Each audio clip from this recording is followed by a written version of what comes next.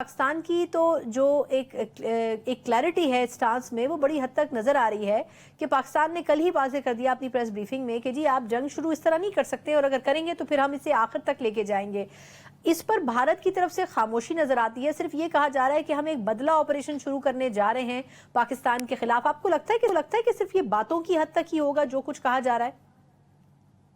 बातों की हद तक तो नहीं होगा, लेकिन याद रखिए कि जो आर्मी चीफ ने कहा है और फौज ने कहा है कि आप जंग शुरू करेंगे तो हम फैसला करेंगे कहां खत्म करनी है। वाजपेयी ने एक दफा कालू चक वाला इंसिडेंट था या पार्लियामेंट अटैक वाला, तो जनरल्स वर ईचिंग, तो उसने कहा कि आप हमें बताइए कि इसका मकसद क्या होगा, क्या पाकिस्तान को खत्म करना है, क्या पाकिस्तान को दो टुकड़े करना है, क्या करना है अपने पाकिस्तान के साथ मिलिटरीली और पॉलिटिकली। और फिर उसने कहा कि हम जंग जब शुरू कर देंगे तो खत्म फिर कहां पे होगी वो। तो ये बड़े वैलिड सवाल हैं जो पाकिस्तान ने रेज किए हैं, लेकिन पाकिस्तान मुकम्मल तौर पर तैयार है। इंडिया की एक बड़ा प्रॉब्लम है, उनकी 12-15 लाख फौज है, हमारी 6 लाख है। उनकी 32 स्क्वाड्रन की एयरफोर्स है, हमारे 18-19 स्क्वाड्रन है। उनकी उतनी ही बड़ी नेवी है और हमारी नेवी शायद उसकी आधी से भी कम है। तो अगर वो एक ऑल अलोंग द बॉर्डर उनको अटैक नहीं करने दिया जाता 20-25 दिन के लिए पूरी जंग में, तो वो अपनी टोटल कॉम्बैट पावर नहीं जनरेट कर सकते। और मीनिंग देयर बाय कि 4 दफा उन्होंने कोशिश की, चारों दफा वर्ल्ड ऑर्डर ने उनको रोक दिया।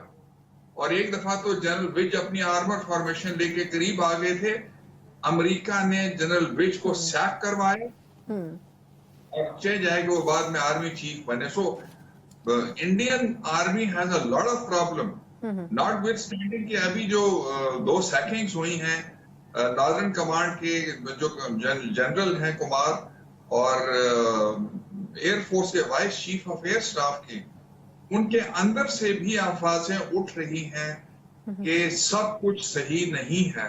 तो इंडिया के लिए ये जंग करना आसान नहीं होगा। शुरू कर देंगे लेकिन उसको खत्म करना मेरे ख्याल में पेचीदा होगा, अगर बहुत ही मुश्किल नहीं होता।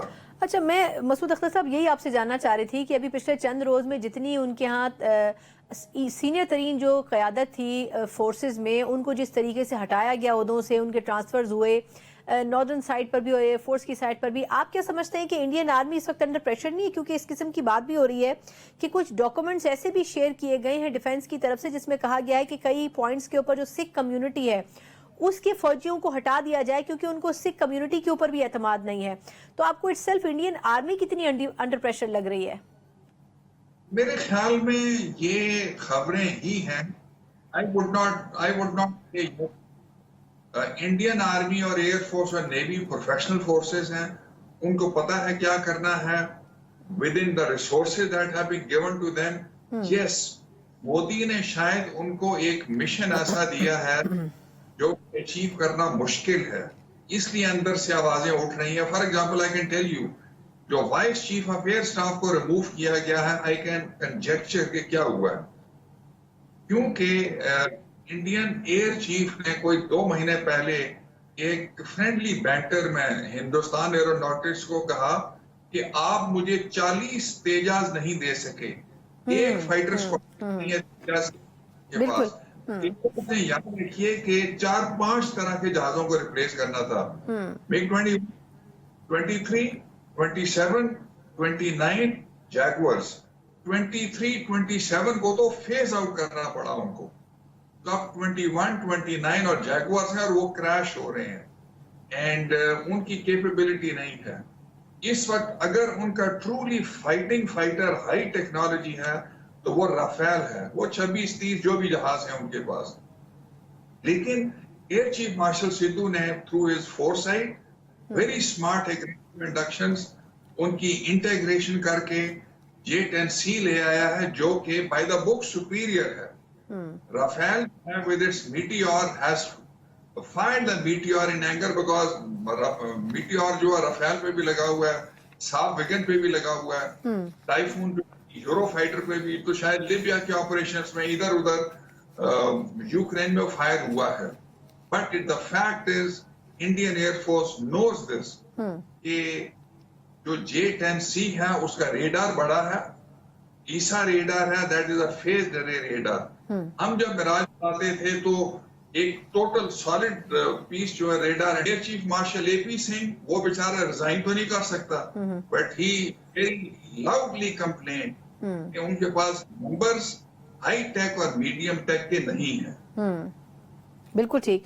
बहुत बहुत शुक्रिया। Air vice marshal retired Masood Akhtar sahab हमारे साथ मौजूद थे। कॉम्प्रिहेंसिव अंदाज में जो इस वक्त हम जहां खड़े हैं दिफाई लिहाज से हमारी पाक फिजाइया जितनी कॉम्पिटेंट है उसका मुकाबला भारत किसी तो अभी करता हुआ नजर नहीं आता है। उनके अपने एयर चीफ जो हैं इस बात के बारे में खुलकर इजहार राय कर चुके हैं कि किस तरीके से भारत की हुकूमत की तरफ से उनको उस तरीके से इक्विप नहीं किया गया। लेकिन बातों से हटकर देखा जाए तो पाकिस्तान में जो जज्बा है वो शायद भारत के अंदर मौजूद नज़र नहीं आता है। लेकिन ये भी देखना होगा कि पाकिस्तान इस मरतबा इस अपॉर्चुनिटी को भरपूर तरीके से कैसे इस्तेमाल करेगा, क्योंकि जितने कुछ दावों की सूरत में भारत की तरफ से पाकिस्तान के खिलाफ जहर उगला गया है उसमें से एक भी बात को वो साबित नहीं कर सके हैं। इसी नोट के साथ प्रोग्राम का वक्त खत्म होता है। मुझे इजाज़त दीजिए। अल्लाह हाफ़िज़।